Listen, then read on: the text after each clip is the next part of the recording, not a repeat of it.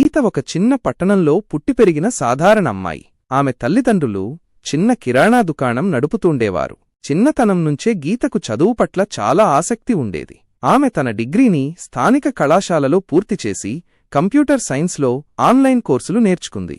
గీత తన పట్టణంలోని చిన్న వ్యాపారాలు, డిజిటల్ మార్కెటింగ్ గురించి తెలియక ఇబ్బంది పడటం గమనించింది. ఇది ఆమెకు ఒక అవకాశంగా కనిపించింది.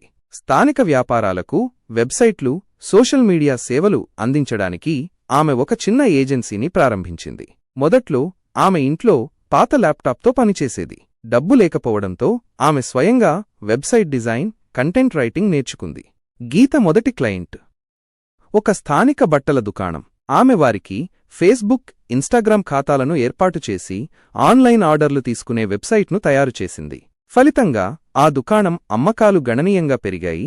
గీత పేరు పట్టణంలో మారుమోగింది. ఆమె కష్టపడి నాణ్యమైన సేవలు అందించడంతో కొంతమంది స్నేహితులను తన బృందంలో చేర్చుకుంది. కొన్ని సంవత్సరాలలో గీత ఏజెన్సీ పెద్ద నగరాలలోని క్లయింట్లను కూడా సంపాదించింది.